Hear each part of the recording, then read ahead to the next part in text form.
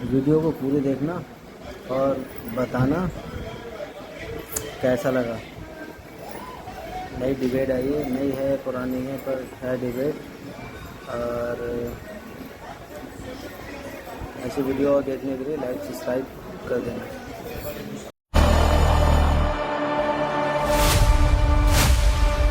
Million of people disappears, million of children separate from family. इस व्यक्ति को आप ध्यान से देखिए, इसने जो बयान दिया है उसे बहुत ध्यान से सुनिए। ये चीन का एक उइगर मुसलमान है जो किसी तरह से जान बचाकर भाग गया और अब दुनिया के सामने चीन के राज खोल रहा है। राज भी ऐसे जिसे सुनकर खास तौर पर भारत हैरान हो जाएगा। इनका नाम है दौलकन ईसा, जो अब एक एक्टिविस्ट बन गए हैं। इन्होंने बताया है कि चीन कैसे मुस्लिमों की एक पूरी नस्ल को गायब कर रहा है। इनके बयान का एक एक शब्द हम आपको आगे सुनवाएंगे, लेकिन सबसे पहले देखिए कि चीन कैसे कई देशों में घुसकर चीन का विरोध करने वाले मुस्लिमों को दबोच रहा है। हैरानी की बात देखिए कि 57 मुस्लिम देश चुप हैं। भारत के मुस्लिम और वामपंथी भी खामोश हैं। दरअसल चीन अपने देश में रहने वाले उइगर मुसलमानों के पीछे तो हाथ धोकर पड़ा ही है, लेकिन जो उइगर मुसलमान किसी तरह से भागकर दूसरे देश में शरण लेकर रह रहे हैं, चीन ने अब उन्हें भी दबोचना शुरू कर दिया है। चीन विदेश में रहने वाले उइगर मुसलमानों को वापस ला रहा है ताकि वो चीन के खिलाफ दुष्प्रचार ना कर पाए, चीन के राज दुनिया के सामने ना खोल पाए। चीन का मानना है कि उइगर मुसलमान जहां रहेंगे वो हमारी आलोचना ही करेंगे, ऐसे में इन्हें वापस लाकर सजा देनी होगी। इसी कड़ी में कुछ समय पहले इस्लामिक देश तुर्की ने चीन के समर्थन में एक होश उड़ा देने वाला फैसला लिया। आपको बता दें कि चीन से भागे सैकड़ों उइगर मुस्लिम तुर्की में भी रहते हैं, लेकिन चीन ने तुर्की से कहा है कि वो सारे के सारे उइगर मुसलमान हमें वापस कर दे। हैरानी की बात देखिए कि इस्लामिक देश तुर्की मान भी गया है।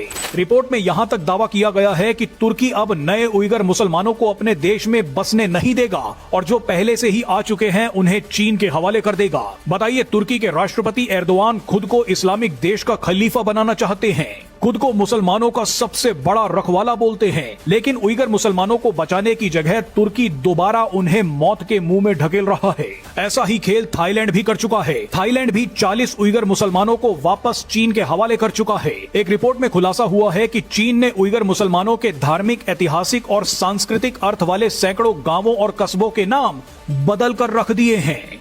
इन जगहों और स्मारकों के नाम चीनी कम्युनिस्ट पार्टी की विचारधारा से मेल खाने लगे हैं। रिपोर्ट के मुताबिक ऐसी 630 जगह हैं जिनके नाम चीन बदल चुका है। लेकिन सवाल यह है कि चीन ऐसा कर क्यों रहा है? इसका जवाब दौलकन ईसा ने दिया है।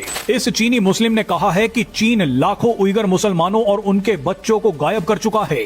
चीन मुस्लिमों से जबरदस्ती मजदूरी करवा रहा है, मुसलमानों का अस्तित्व मिटा रहा है। दौलकन ईसा ने बताया कि चीन ने हाल ही में ethnic unity and progress law नाम का एक कानून पास किया है, जिसके तहत शिनजियांग में रहने वाले उइगर मुसलमानों और तिब्बत में रहने वाले बौद्धों समेत 55 मान्यता प्राप्त अल्पसंख्यक समूहों को चीनी बनाने का प्रोजेक्ट शुरू कर दिया गया है। यानी चीन में सिर्फ चीनी लोग रहेंगे, मुस्लिम और बौद्ध नहीं। जो मुस्लिम और बौद्ध हैं वो जल्द ही चीनी बन जाएंगे। आइए अब आपको दौलकन ईसा का ये बयान सुनवाते हैं। Of the Uyghurs in East Turkestan is getting worse. Still disappears. Million of people disappears. Million of children separate from family. And the forced labor still is one of the important topic for the Uyghur people have faces. And recently, as you know, 1st of July 2026, Chinese government implemented so-called Ethnic Unity and Progress Law. The main purpose of the law completely eradicated Uyghur identity, Tibet identity, and from the not only the school level or other administration level, it is also trying to completely eradicate an Uyghur language, everything from the daily life. So it is mean today Uyghurs, and it is very difficult for the Uyghurs staying alive as the Uyghurs. It's the Chinese government completely forced and the Uyghur, Tibet, other ethnic nationality to being one nation. It is the Han Chinese.